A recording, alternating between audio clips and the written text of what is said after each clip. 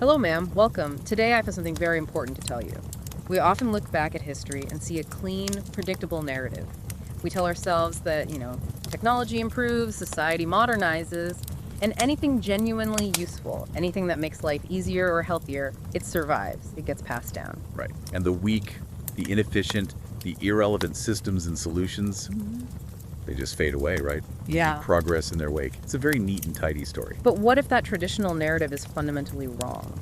What if we told you that systems designed specifically for control, whether they govern your access to food, your faith, or even your internal human desire, often actively rejected or suppressed solutions, not because they failed, but precisely because they succeeded? Succeeded too quietly, too independently, or just too well? Exactly. When something reduces your dependency on an institutional structure, that very efficiency, it becomes a threat. Today, we are undertaking a deep dive into exactly those inconvenient truths of the past. We have a fascinating stack of source material here, spanning centuries and civilizations, from the ground level resilience of medieval agricultural systems. To the intimate, forbidden human realities unfolding behind convent walls and stretching all the way back to ancient strategies for managing the most volatile and unpredictable force of all, desire. Our mission is to extract the surprising common thread connecting all of these. The plants that were just too useful, the nuns who were too human, and the lovers who were desperately trying to tame chaos. We need to understand the mechanism of historical erasure. Why were efficiency, autonomy, and just simple human comfort, why were they labeled as threats by systems designed to manage populations? And what do those historical acts of suppression tell us about the hidden ongoing costs of institutional demands for order, for visibility, and for total dependence? It's a huge question. Okay, let's unpack this. Let's begin with the earth itself, specifically the ground beneath the medieval peasant's feet. When you and I picture medieval farming, we usually envision these, carefully regimented fields. Rows of wheat, barley, high status, high tax crops. Exactly. All overseen by the lord or the local monastery. But our sources reveal a quiet, decentralized rebellion happening in the ditches, in the cracks of the stone walls, and in the forgotten corners of the garden. This is such a fascinating layer of history because the conflict wasn't about productivity in the way we think about it today. It was about accountability. It was about visibility. What do you mean by visibility? The entire feudal system was built upon the ability to measure, to inspect, to count, and ultimately to tax every single resource, particularly food. Okay. So anything that circumvented that precise system of accountability was inherently threatening to the structure, regardless of how nutritious or effective it was at, sustaining life. So the first prime example in our sources, and this one is genuinely surprising, is purslane. You might actually recognize it today. It's a succulent green that just pops up uninvited in your garden. People call it a weed. Right. It's often classified as a common nuisance. But in the medieval context, purslane was the kind of plant authorities deeply distrusted precisely because it was so utterly self-sufficient. It absolutely refused to behave like a proper crop. And that refusal was structural. It defied all the traditional rules of organized agriculture that were, they were essential to the feudal contract. What were those rules? Proper crops, the ones you paid tithes on. They grew in neat rows, in fields tilled with sanctioned plows, requiring visible, measurable effort. Purslane did none of that. It didn't line up neatly. It didn't wait for permission. It just appeared, thriving in the cracks between stones along roadsides, spilling out of courtyards. It treated the whole world like its own private pantry. It essentially declared independence from the plow, the property line, and the tax collector, all at the same time. That's it exactly. And its nutritional profile made this independence a true offense. We have to remember the context here. Right, the diet was not great. Not great is an understatement. The typical medieval diet was often incredibly thin. It consisted mostly of grain, boiled root vegetables, and what the sources memorably describe as bread, regret, and whatever boiled long enough to stop fighting back. And then along comes purslane. And here comes purslane, often ignored, yet packed with vitamins, minerals, and crucially healthy omega-3 fatty acids nutrients almost entirely absent from the peasant diet. It was resilient, it stayed green and viable when other respectable vegetables just collapsed under the slightest pressure of drought or frost. So it offered sustained nutrition without sustained, accountable effort. Yes. Okay, I have to stop you there. Isn't finding easier food the very definition of agricultural progress? Why would a system actively choose suffering if they didn't have to? Because the feudal system's ultimate goal wasn't progress, it was control. The entire structure relied on two things: the visible expenditure of labor, which justified the lord's ownership of the land. You have to be seen to be working. You have to be seen to be working. And second, the managed scarcity of resources, which ensured dependency. This leads us directly to what the sources call the suspicion of calm. The suspicion of calm. I love that phrase. A plant that required no fertilizer, no irrigation, no constant motivational speeches. A plant that simply existed and solved dietary problems. It undermined the entire moral justification of the hierarchy. So food was supposed to be a visible product of regulated tax fields, fields that came with required obligations, required labor. Correct. So a peasant who was self-sufficient, who could sustain his family without relying on the taxed grain stores or the Lord's charitable distribution during lean times. That was a peasant who didn't panic during shortages. And history demonstrates very clearly that calm peasants historically make everyone nervous. Calmness equals autonomy. And autonomy is fundamentally a form of disobedience in a system like that. So how do they get rid of it? You can't just ban a plant that grows everywhere. Well, that's the most insidious part. You couldn't successfully ban it. It would be a logistical nightmare, and it would just draw too much attention to how useful it was. So purslane wasn't banned loudly. As the sources illustrate, it was ignored aggressively, forgotten deliberately, mocked politely. They just rebranded it. They rebranded it in official monastic and agricultural texts as a weed, which is an emotional and cultural term, not a botanical one. It's designed to dismiss something that works too well and doesn't respect the rules of the established order. So you weaponize culture against nutrition. If you convince people it's worthless, uncouth, something only the truly desperate would eat. They will stop eating it, even if their body is telling them otherwise. Wow. And we see a variation of this with another plant, salsify. Yes, a fascinating variation. Salsify's success lay in its secrecy, its brilliant form of underground defiance. Above ground, salsify looks completely unimpressive. Like it's apologizing for being there. Exactly. A grassy, vaguely apologetic stalk. Yeah. But underground, it was quietly performing miracles. Because its root system was the key. Its long, sturdy, deep plunging root system was everything. It was safely tucked away from frost, from drought, from grazing animals, and most importantly, from the general chaos of medieval taxation and inspection. Or that hiding. That was the fundamental problem for the authorities. They didn't see it. They couldn't see it. Medieval systems loved visible, easily accessible effort. They wanted fields they could inspect, crops they could count, harvests they could measure to assess the tithe. Salsify hid itself completely. Making it impossible to assess, count, or accurately tax. It basically functioned as an invisible, self-replenishing emergency food reserve for the local community. Which fundamentally reduced dependency on the centralized, Lord-controlled stores of grain. Those stores were the primary leverage point during times of shortage, right? Absolutely. Yeah. If a peasant had salsify tucked away, they didn't have to mortgage their future labor to the Lord for a sack of grain to get through a harsh winter. And there was a secondary threat too, health. A crucial secondary threat. Medical texts of the era praised salsify as being strengthening, restorative, a root vegetable that contributed real longevity and vitality. Food that healed people and reduced illness also reduced their need for expensive institutional remedies. And for charitable institutions, often run by the church or the local aristocracy. Those institutions relied on being needed. Salsify quietly reduced that need. So just like purslane, it wasn't banned, it just fell out of favor. Through calculated, quiet neglect. It was labeled old-fashioned, rustic, a food reserved only for the very poorest, for desperate times. The key insight here is that its removal was not a failure of the plant.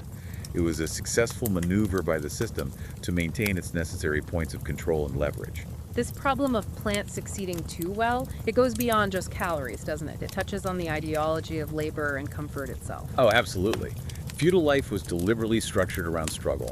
Constant, visible, exhausting labor justified the existing hierarchy, and, crucially, it kept the population too busy, too tired, and too indebted to be disobedient. Which brings us to a plant called skirret. It was sweet, starchy, and apparently scandalously reliable. That's the word for it, scandalous. This root vegetable produced pleasant, sugary-tasting roots when it was cooked. A flavor profile that was immediately suspicious in a world where, as our source notes, food was not supposed to be enjoyable unless you were very wealthy or very drunk. Comfort felt like corruption. Comfort was a form of moral weakness, but the true disruption was its labor model. Skirret thrived in cold climates and neglected soil. It just came back year after year. So it required patience, not constant, backbreaking labor. Exactly. It broke the required rhythm of suffering. Feudal systems preferred crops that demanded endless, visible attention, keeping people physically present and accountable in the fields. The sources essentially frame Skirret as an existential threat to the economic model. It quietly promised food without constant suffering, which was frankly an unacceptable business model. It's a fantastic line, isn't it? If a peasant could sustain themselves without ceaseless toil, the entire relationship between land and lord was fundamentally altered. And it also presented a social threat. A curious social threat, yes. Its sweetness made it appealing to both peasants, who relied on its reliability during shortages, and to the elites, who enjoyed it as a delicacy. So it created an uncomfortable social overlap. Which medieval society, built entirely on clear, visible separation and hierarchy, fiercely guarded. So it was framed as rural, primitive, and unsophisticated, making it easier for the elite to abandon it without ever admitting that its ease was the real problem. We see this exact dynamic again with the wonderfully named Good King Henry. Not named after a particularly generous monarch, I should add. No, it's just that medieval people often called genuinely useful, reliable things good, usually right before someone with institutional power decided they were inconveniently autonomous. And this plant was the definition of inconvenient. It was a leafy green that thrived happily near homes, along paths, and, critically, in marginal soil that made official crops just give up.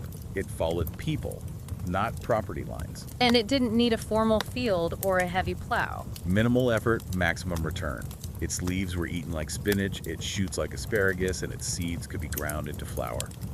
One incredibly dependable plant provided multiple meals. Its botanical efficiency is an act of defiance. Labor justified hierarchy. A plant that dramatically reduced toil was, as the source says, practically an act of rebellion. If you don't need the Lord's tools or the Lord's land to feed yourself, you are simply less controllable. And we come back to the comfort problem again. We always come back to comfort.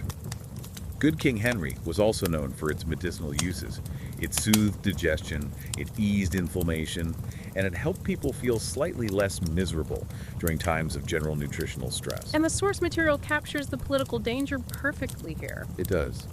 Comfort leads to confidence, and confidence historically leads to inconvenient questions. If you're healthier and less exhausted, you might start thinking about rights instead of just survival. So what was the system's answer to this botanical rebel? Cultural erasure. It was slowly rebranded as a weed, untidy, uncultured. It deliberately vanished from official managed gardens, even as it stubbornly kept growing in forgotten places. The goal was clearly to replace it with high-input crops that failed spectacularly if neglected. Crops that constantly reminded people exactly how dependent they were on the measurable taxed food supply. This theme of discrete survival is perhaps best embodied by the groundnut. The sources describe it as far too clever for its own good. Its strategy was secrecy. Total secrecy. It climbed politely on the surface like a modest vine, while quietly producing these substantial, protein-rich tubers deep underground. Hidden, protected, and, crucially, none of anyone's business. And that invisibility factor was the mechanism for avoiding taxation. Of course. Crops that insisted on growing above ground could be seen, they could be counted, and the yield could be estimated for tax purposes.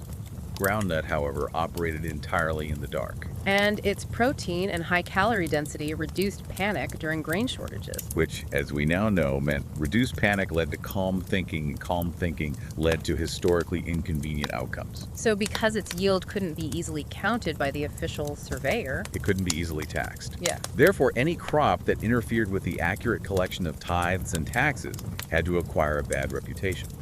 Groundnut was dismissed as unreliable or too wild, despite its obvious nutritional benefits, simply because it offered robust nourishment without the required spectacle of official control. In a system built on visibility, discretion was unacceptable. Absolutely. So we've established that institutional control hates both independence and efficiency. Now let's consider the plants that didn't just survive, but actively made the background suffering of medieval life tolerable, and why that, too, was a threat. Let's talk about sorrel. Sorrel. Its sharp, sour, lemony bite was a shock of flavor that cut straight through the bland, repetitive medieval diet of bread porridge and quiet despair. It made genuinely terrible food tolerable. And questionable food edible. The convenience here was dangerously functional. It touches on food safety and self-sufficiency. Oh, so. Sorrel's natural acidity helped preserve meals, or at least mask unpleasant flavors, which reduced waste and illness. The sources are almost comical in their praise. When meat was questionable, sorrel helped. When milk was turning, sorrel helped. When bread was old enough to have opinions, sorrel helped. That reduction in waste and illness, that directly meant reduced reliance on official infrastructure. Yes. Fewer people getting violently ill meant less demand on expensive Lord-sponsored medical interventions and less need for the charity provided by institutional powers. And institutions, as a rule, tend to dislike becoming less necessary to the population they govern. And we have to come back to the foraging issue. We always do. Sorrel grew wild everywhere, in fields, along roadsides, and woodland edges. Peasants didn't need to till specific, measured, approved fields, nor did they need permission to gather it. This created an uncomfortably large gray area in medieval law. Making it impossible to control who had access to it and when. Exactly. Foraging, while it was tolerated in times of absolute famine, was fiercely discouraged when order needed reinforcing. So once again, the system pivoted to cultural and medical reframing. Sorrel gained a reputation for being too sharp, too acidic, too stimulating. And here's where we get into the really sophisticated suppression mechanism. Physicians, bound by the highly flexible humoral theory, warned that excessive consumption could imbalance the humors. Which was a wonderfully flexible accusation, wasn't it? You could apply it to anything inconvenient. Anything at all. If peasants ate too much sorrel, they might become excitable, hot-tempered, or even worse, opinionated. The medical framing gave a sophisticated scientific veneer to what was essentially a political maneuver. By making its consumption a potential health risk, it was quietly pushed to the margins, associated only with the desperation of hard times rather than everyday life. We see the same theme of making marginal land matter with rampion. This was a plant that was a dedicated specialist. It thrived where expectations were lowest, in rocky, thin soil or neglected fields that had been written off as useless. And it produced edible roots and leaves. Generosity without measurable official effort. Rampion's independence was, again, the real issue. It allowed communities to survive and even thrive on land that wasn't closely monitored, taxed, or even officially claimed by the local power structure. When people could feed themselves reliably on forgotten hillsides, The entire structure of controlled food production based on good taxable land started looking optional. And that independence was deeply unsettling to centralized authority. and the subtle moral lesson that followed became etched into the culture. Yes, Rampion was quietly sidelined from high-status gardens because it didn't fit the narrative of agricultural progress, which demanded better land, better tools, and better oversight. And later, as the sources note, it was remembered in popular culture and even fairy tales as a warning sign. Eat rampion and consequences follow. It was quietly transformed into a moral lesson about knowing your place and not seeking sustenance outside of the established order. We find this consistent pattern of dismissal across so many other examples in your source material. We should briefly touch on them just to cement this point. Consider lovage. Lovage, right. It was a single, highly effective plant that served as a herb, a vegetable, and a powerful medicine all at once. Because it was so potent and versatile, it reduced reliance on the formalized apothecaries and expensive tax remedies offered by the elite. So it was just deemed too potent, too autonomous. And it disappeared from common usage. Or take cardon, a tough, resilient thistle-like plant. It fed people robustly when other, more delicate crops failed, but it was dismissed as looking wild and not civilized. Why did that matter? Because medieval agriculture preferred plants that visually reinforced the idea that human hands were in absolute, ordered control of nature, not simply adapting to its resilience. The visual aesthetic of controlled order mattered as much as the nutritional output. The same mechanism applied to plants located beyond geographical control. Sea kale. Grew reliably on wind-blasted coastlines beyond easy taxation and routine oversight. It provided essential winter nourishment, completely bypassing the inland controlled food hierarchy. Or chickweed. Provided abundant, free, quick nourishment precisely during the early spring hunger gap, most vulnerable time for peasants, but was dismissed simply because its name already contained the word weed. The common thread across this entire subversive garden is a powerful one. The feudal structure demanded visible labor and established dependence. And anything that offered efficient, untaxed, or even invisible comfort skirret, good King Henry, groundnut, sorrel, was a structural threat. There weren't bad crops. They were too effective at solving human problems without creating the necessary dependency. They solved problems too gently. and systems of control rarely tolerate gentle solutions. It forces us to acknowledge that historical weeding wasn't always about removing the inefficient. Often, it was about removing the inconveniently effective. It makes you genuinely pause and wonder what highly efficient, freely available solutions we are currently overlooking or dismissing, whether in diet, resource management, or energy, simply because they interfere with the modern economic model of constant labor, measured consumption, and quantifiable taxable transactions. A very pointed question. If the medieval gardens showed us how natural resilience resists rigid control, the medieval convent shows us how human nature resists it. We are shifting from stone walls designed to hold back water and soil to stone walls designed to hold back the deepest, most complex forces: desire, affection, and emotion. Medieval convents were intended to be perfect spiritual fortresses. Ideals of holiness marked by high walls, locked gates, silence, total submission to order. But the sources, particularly the anxious warnings found in official church records, reveal that the idea of perfect isolation was, well, it was a psychological and historical fantasy. These documents, they're filled with anxious rules. Yes, and they read exactly like someone trying to plug a leaking dam with their fingers. So we have to start with the structural reality of the unchosen vow. The idea that all nuns entered the cloister due to an overwhelming spiritual calling it's just not supported by the records. Not at all. Many were placed there by families making cold, practical decisions. It was a socially acceptable way of avoiding splitting estates among too many heirs, securing a place for a disabled daughter. Or just finding a much cheaper option than providing a substantial dowry for merit. Exactly. They were living out these intense vows they had barely chosen, or maybe never fully understood. And once that heavy door closed, the psychological pressure began. Oh, immediately. Life was repetitive, structured by the rigid clock of the canonical hours. Silence was rigorously enforced, but silence, as we know, does not erase emotion. It ruthlessly amplifies it. It does. Loneliness, boredom, curiosity, jealousy, and profound affection. All of that had nowhere natural to go, so it pulled at the boundaries and eventually found cracks in the system. And the idea that no man ever crossed into this contained female world is another fantasy. A comforting fantasy, but not historical fact. The boundaries were far more porous than the ideal suggests.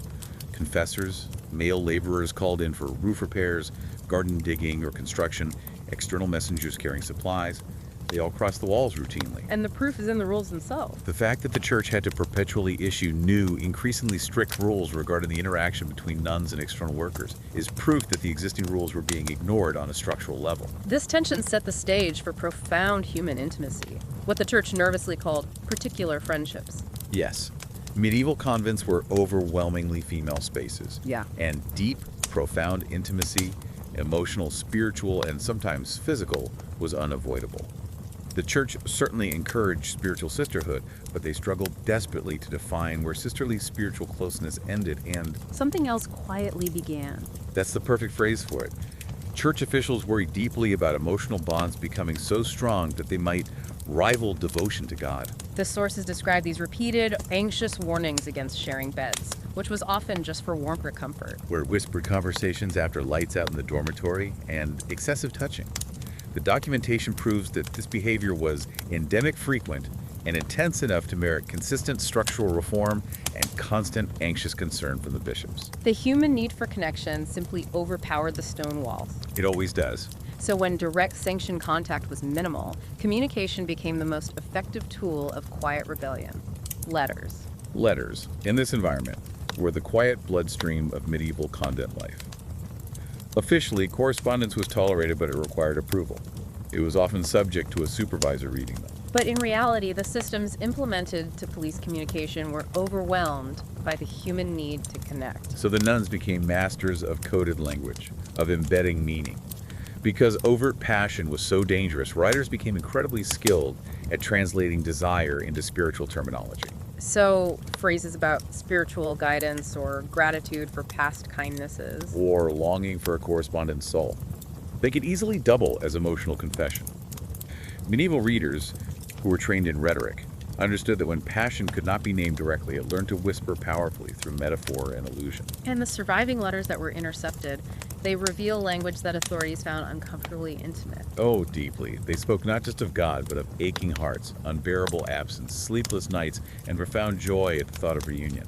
Bishops often complained specifically that these intercepted communications sounded more like love poetry than spiritual reflection. And they urgently mandated increased monitoring of confessors and incoming post. The logistics of defiance must have been complex. How did they get these letters in and out? Where there's a will, there is always a seam. Letters were smuggled through every available vector, hidden in baskets of food delivered to the parlor, sewn carefully into clothing, being sent out for mending. Or passed through informal, underground networks of trusted servants, laundry workers, or external messengers who were either paid or coerced into silence. And when discovered, these letters were incredibly dangerous evidence. They exposed not just the individual nun's desire, but the institutional vulnerability, the fact that the walls were failing. They could be read aloud as part of public discipline, copied, preserved as definitive proof of wrongdoing. Which, for the church, was always a matter of grave institutional embarrassment. If letters slipped quietly through the cracks, the confessor walked straight through the front door with full church approval. Yes. Priests, as spiritual guides, held extraordinary emotional authority over women who were specifically trained to obey spiritual leadership. Confession, meant to purify the soul, also created profound, intense intimacy. The confessor often became the single emotional anchor in an enclosed, isolated life. Or, tragically, an object of intense, displaced affection. The danger inherent in this power imbalance worked both ways. The sources document instances where priests manipulated devotion into dependence, framing specific affection or bonds as signs of unique spiritual guidance or divine favor. A male figure who listened without judgment, who encouraged and praised. Could feel like an essential, life-saving connection in a spiritually isolating world. When those boundaries blurred, both sides risked absolute ruin. So the church's rules, the requirement for frequent rotation of confessors, mandating that 2 nuns be present during spiritual discussions, or limiting the duration of visits. They weren't just preventative measures designed for prudence. They were direct, panicked reactions to repeated, structural scandals that continually blurred the crucial line between spiritual guidance and emotional or physical control. They were attempts at damage control, which confirms the systemic nature of the problem. And finally, we have to confront the hardest secret, the undeniable physical proof that enclosure failed: hidden children. Yes. While rumors and letters could be managed, a pregnancy was undeniable biology. This required extensive, difficult concealment and, crucially, cooperation from fellow nuns, trusted servants, and sometimes even the abbess herself. Meaning the corruption was structural, not just individual. Absolutely. The logistics of concealment were desperate. Loose habits, restricted movement under the pretense of illness, and then childbirth and secrecy, often at night, managed quietly by a few trusted allies. And what happened next? Standardized erasure. Infants are quietly sent away, placed with relatives, delivered to foundling hospitals, or simply disappeared from the record entirely. The system developed disturbingly efficient, silent ways to remove the physical evidence before it reached the higher church authorities. For the authorities, the priority was always secrecy over spectacle. Always. They overwhelmingly chose quiet resolutions, paying off informants, reassigning the guilty parties, absorbing the cost, because public outrage threatened the flow of donations and the political support essential to the convent's survival. So the institutional structure absorbed the mistake, protected its reputation, and erased the individual human evidence. The hidden children exposed the core contradiction. Spiritual perfection was demanded, but human choice and biology were resilient forces that the walls, built to separate holiness from flesh, simply could not contain. When human failure could no longer be contained within the walls, discipline became selective and severe. And it was designed less for genuine reform or fairness and more for the restoration of plausible institutional purity and the maintenance of internal control through fear. The most effective tool of internal control was isolation, solitary confinement. It was used precisely because it left no visible marks on the body, yet it was psychologically devastating. A nun subjected to this was removed from communal life and effectively erased from the emotional landscape of her peers. The confinement cells, they were often unheated, stone closets, dark and utterly cold. And this isolation was framed as spiritual medicine for repentance. But in practice, it almost universally led to psychological collapse, deep anxiety, despair, and often a total loss of sense of time and self. For nuns whose entire lives were structured around communal ritual, singing and eating together, suddenly facing profound, absolute emptiness. It was devastating. The silence of confinement created a terrible mystery for the rest of the community. And that mystery amplified fear. The punished nun, upon her return to communal life, was invariably subdued, cautious, and acutely aware of her total vulnerability. Psychological isolation had done its work, guaranteeing future compliance by making the price of defiance terrifyingly clear. And when silence alone wasn't enough, physical pressure followed. Food restriction. The bread and water diet. This was a highly visible and humiliating punishment. And the purpose was calculated, not starvation in the modern sense, but strategic submission. A hungry nun lacked the physical strength, the mental clarity, and the will to resist or argue when questioned. It was physical pressure expertly disguised as spiritual exercise. Yes. While her sisters ate the communal meal, the punished nun sat publicly apart, receiving only dry bread and water. It was used strategically to soften resolve, to accompany intense interrogation, or to precede a forced public confession. Hunger ensured a repentance that might otherwise remain stubbornly withheld. And for moments when punishment needed to be seen externally, when the community or the diocese required a dramatic show of control. Authorities employed what the sources called the theater of public penance. The nun was required to perform dramatic ritual acts of submission in front of her entire community, kneeling prostrate on the stone floor, reciting self-accusations, or wearing explicit markers of disgrace. Like a different colored habit or a piece of cloth denoting her sin. This ritual was essential for reinforcing hierarchy. The community watched in enforced silence, and any hint of compassion risked being interpreted as defiance or solidarity with the transgression. The ritual enforced the lesson that obedience was restored only through humiliation. It fractured communal trust and ensured that the system policed itself through memory and the fear of public shame. This leads us to the critical analysis of the unequal justice embedded in the system. When vows were inevitably broken, punishment was almost never shared equally. The sources repeatedly show that nuns paid a vastly disproportionate price compared to the men involved. Vastly. Men, priests, clerics, or external laborers were almost always quietly reassigned, transferred to a new location where the scandal would follow them as only a rumor. But the women, particularly the nuns, had no such escape. Their bodies provided the visible evidence of the transgression, the pregnancy, the isolation, the public penance. Their identity and status were easier to sacrifice for the institutional good.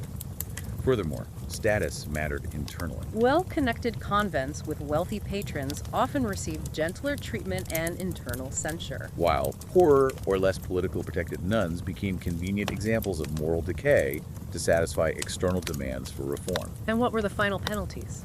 They were brutal.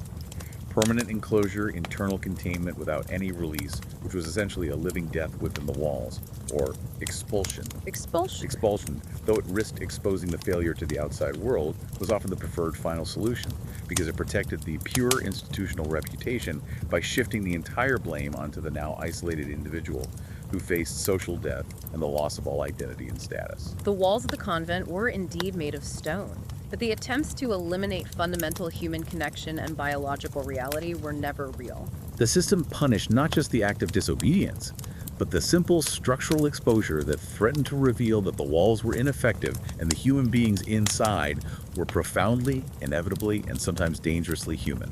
We've established that institutional order hates independence in the garden and chaos in the cloister. The common thread is this powerful impulse to control the unpredictable.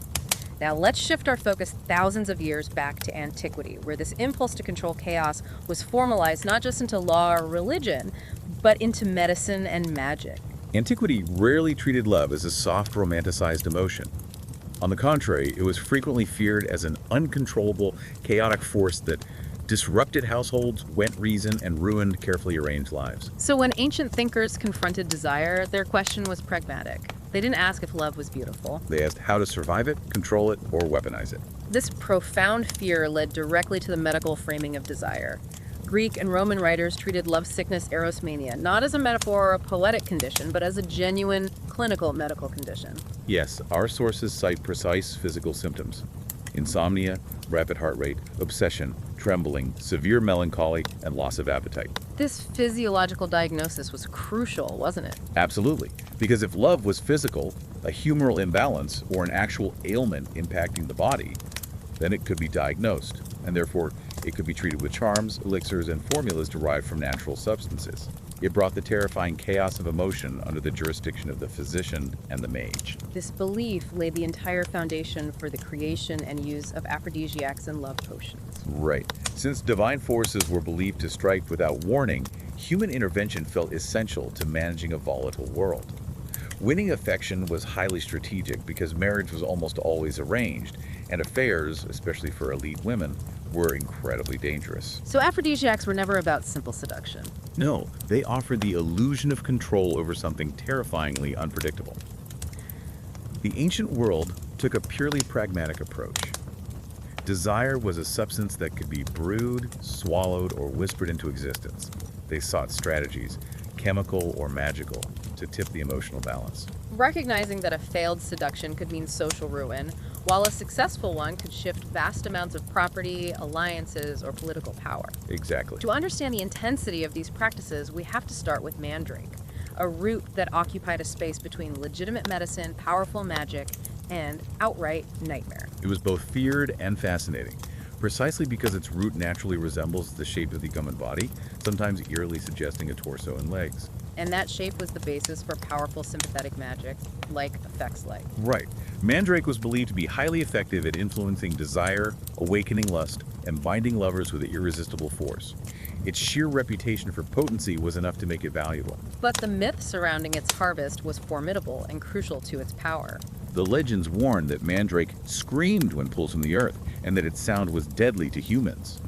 Harvesting required these elaborate, life-threatening rituals, sometimes involving fasting protective circles. And often using a dog tied to the plant to pull it out, sacrificing the dog to obtain the reed. This inherent danger only enhanced its reputation and its price.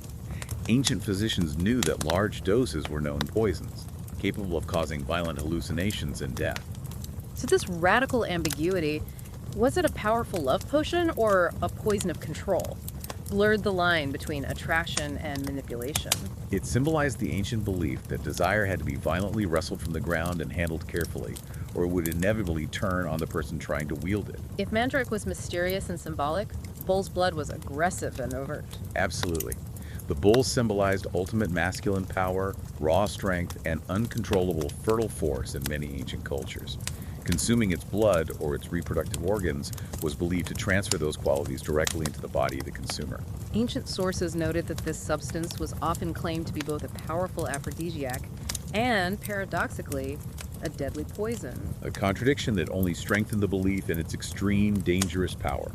It was overwhelmingly associated with male sexuality, promising dominance and uncontrollable virility. It aimed for conquest rather than persuasion or shared intimacy. The goal was overwhelming, forceful presence. These ancient practices reveal an uncomfortable truth, don't they? Many ancient aphrodisiacs, especially the potent or aggressive ones, were not designed to enhance shared intimacy. Not at all. They were designed specifically to overcome reluctance, social barriers, or a partner's lack of desire.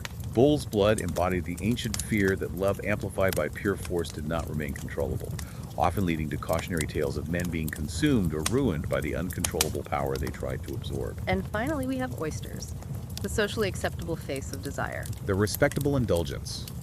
They were sensual without being overtly magical or dangerous, luxurious without appearing illicit.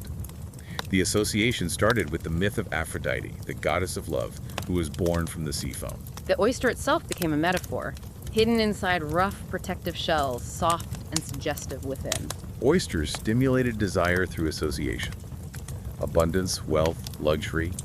To eat them was to signal leisure, indulgence, and prosperity conditions that were thought to naturally encourage romance and physical readiness. So they promised to coax desire gently, not transform it magically. And crucially, they allowed women to cultivate or indulge desire without attracting the immediate suspicion that came with using roots or strange, secretive brews.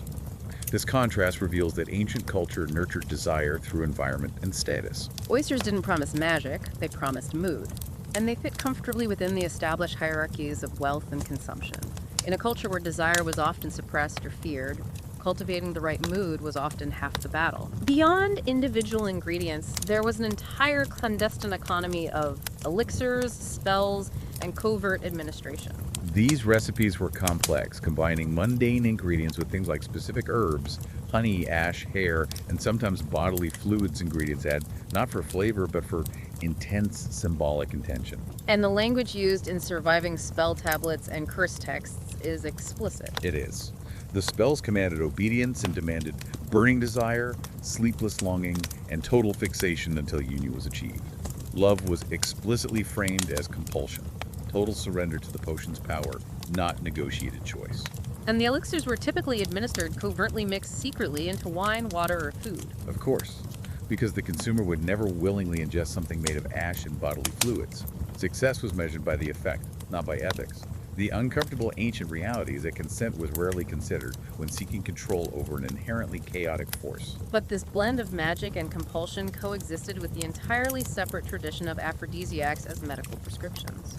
Yes, physicians, operating under the highly flexible humoral system, diagnosed lovesickness as a genuine ailment.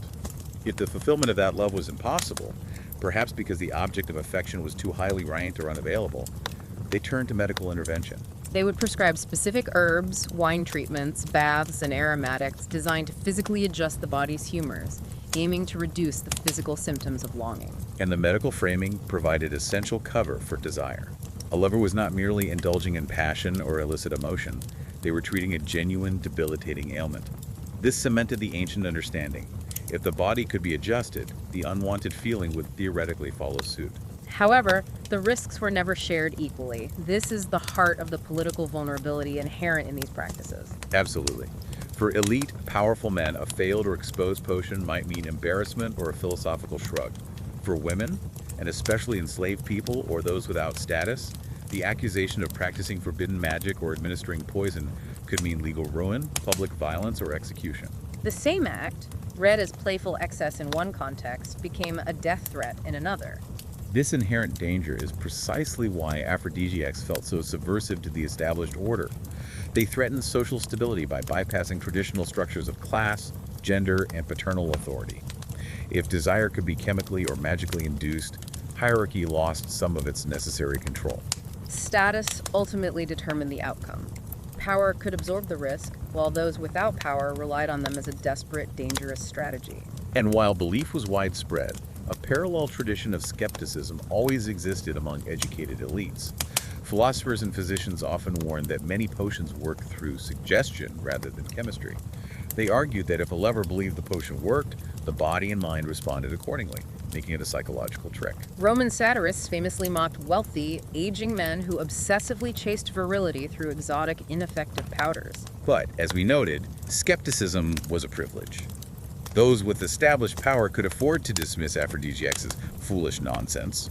Those without power often relied on them as the only viable strategy to influence their own fate. In the end, ancient aphrodisiacs didn't guarantee love. They guaranteed belief.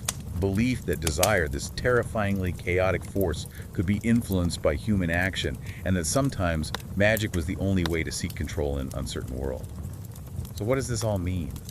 Our deep dive across these radically different domains, the resilient garden, the enclosed convent, the chaotic bedchamber, reveals a persistent, relentless historical struggle. It's a conflict between institutional efforts to impose measurable order, visibility, and dependence, And the deep, intrinsic human and natural tendency toward autonomy, secrecy, and resilience. the medieval vegetables we discussed, purslane, sorrel, skirret, they were dismissed not because they were flawed, but because they were too effective at solving human problems without creating the necessary dependency required by a feudal system built on taxation and controlled scarcity.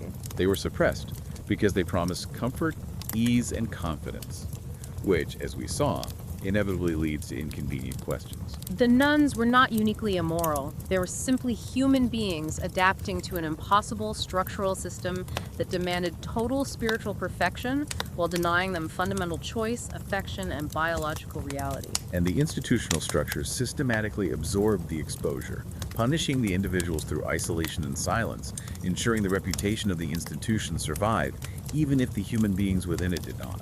And the ancient lovers were not merely romantic figures. They were seeking absolute, desperate control over a chaotic, terrifying force, framing love as a physical ailment to be managed with external power, whether magic or medicine. In every single case, the governing structure demanded measurable compliance, and when reality refused to comply, history quietly found systematic, often insidious ways to erase the inconvenient success. This raises a powerful and important question for you to consider as you move forward.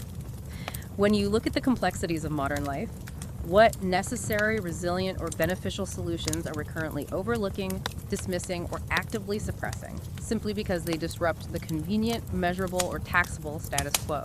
Are we still calling things weeds because they solve our problems too cheaply or too autonomously? Are we still punishing forms of independence because they threaten systems built entirely on dependence and visible effort? What beneficial systems, products, or ideas are quietly thriving outside the measured, taxed rows that we refuse to see? And what is the current price of choosing institutional order over resilient success? Think about that.